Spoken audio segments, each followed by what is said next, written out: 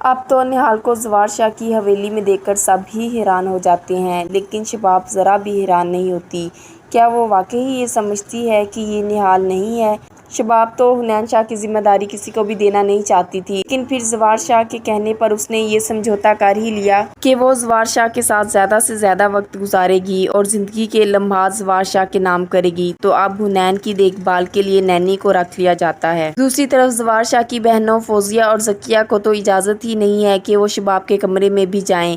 انہیں تو اپنے بھتیجے کو ہاتھ تک لگانے کی اجازت نہیں۔ وہ دونوں بہانے سے شباب کے کمرے میں جانے لگتی ہیں تو شباب انہیں دیکھ کر وہیں روک لیتی ہے اور کہتی ہے کہ آپ بغیر اجازت حنین شاہ کے کمرے میں کیسے جا سکتی ہیں؟ آپ کو تو ٹچ کرنے کی بھی اجازت نہیں۔ تو ذکیہ اب جل کر کہتی ہے کہ ہاں، وہ جو نینی آئی ہے وہ تو بغیر اجازت کے ہاتھ لگا رہی ہے ہمارے بھتیجے کو۔ تو فوزیہ بھی اب بول اٹھتی ہے کہ ہم تو حنین کی سگی پھوپھیاں ہیں، بھلا ہم کیوں ٹچ نہیں کر سکتی؟ تو یہاں شباب اب کھری کھری سناتی ہے کہ جن کے ہاتھ خون سے رنگے ہوں کم از کم وہ تو ایسی باتیں نہ کرے۔ ان خون سے رنگے ہاتھوں سے میں اپنے بچے کو ہاتھ کیسے لگانے کی اجازت دے سکتی ہوں؟ اب تو یہ جواب سن کر ذکیہ اور فوزیہ حیران ہو کر ایک دوسرے کا منہ دیکھنے لگتی ہیں کہ یہ تو سب جانتی ہے اور اتنے عرصے میں اس نے کسی سے کچھ تک نہ کہا۔ تو اب دونوں وہاں سے پلٹ جاتی ہیں اور وہاں سے جانے میں ہی اپنی عافیت سمجھتی ہیں۔ دوسری طرف نہال ایک پروفیشنل بزنس لیڈی کی طرح ڈریس اپ ہوتی ہے تاکہ کسی کو شک تک نہ گزرے کہ یہ وہی نہال ہے۔ جب وہ اتنا حسین ڈریس پہن کر زوار شاہ کے سامنے جاتی ہے تو زوار شاہ کی آنکھیں تو نہال کو دیکھ کر پھٹی کی پھٹی رہ جاتی ہیں۔ پھر وہ خود پر قابو پاتے ہوئے کہتا ہے کہ آج میں شباب کے ساتھ باہر جا رہا ہوں، اس لیے حنین کا بہت اچھے طریقے سے خیال رکھنا ہے۔ یہ کہتے ہوئے زوار شاہ وہاں سے چلا جاتا ہے، لیکن ابھی بھی اس کے ذہن میں نہال ہی چھائی ہوئی ہوتی ہے اور نہال بھی تو یہی چاہتی ہے کہ زوار شاہ کے دل و دماغ میں وہ کسی طریقے سے بس جائے۔ اب نہال جب دیکھتی ہے کہ زوار شاہ شباب کے ساتھ کافی زیادہ خوش نظر آ رہا ہے اور ایک ہیپی لائف گزار رہا ہے تو نہال اب بہت زیادہ جیلس فیل کرتی ہے، کیونکہ نہال بھی تو آخر زوار شاہ کی ہی بیوی ہے۔ ان کے جانے کے بعد وہ بچے کی دیکھ بھال کرتی ہے۔ اسی دوران فوزیہ کمرے میں آ جاتی ہے اور کہتی ہے کہ تم تو ہواؤں میں اڑ رہی ہو، تم جانتی نہیں کہ میں تمہیں اس گھر سے نکالنے میں ذرا بھی وقت نہیں لگاؤں گی۔ تمہارے قدم تو تب تک یہاں پر جمے رہیں گے جب تک تم میرے اشاروں پر ناچتی رہو گی، اس لیے بہتر یہی ہے کہ تم میرا ہی حکم مانو۔ اب فوزیہ کو دیکھتے ہی نہال کی آنکھوں میں وہ ساری زیادتیاں گھومنے لگتی ہیں کہ کیسے اس پر ظلم کیا گیا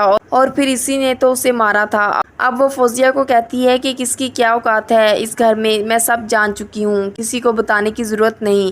نہال کے اس جواب پر تو سب کافی زیادہ حیران و پریشان ہو جاتے ہیں، لیکن عامر کی تو نیت ہی کچھ اور ہے۔ فوزیہ اور ذکیہ کی پریشانی ایک طرف، لیکن عامر کے ہاتھ تو ایک اور شکار آ چکا ہے جس پر وہ بری نظر ڈالے گا۔ لیکن نہال اب وہ پہلے جیسی نہال نہیں رہی جو کہ عامر کا مقابلہ نہ کر سکے۔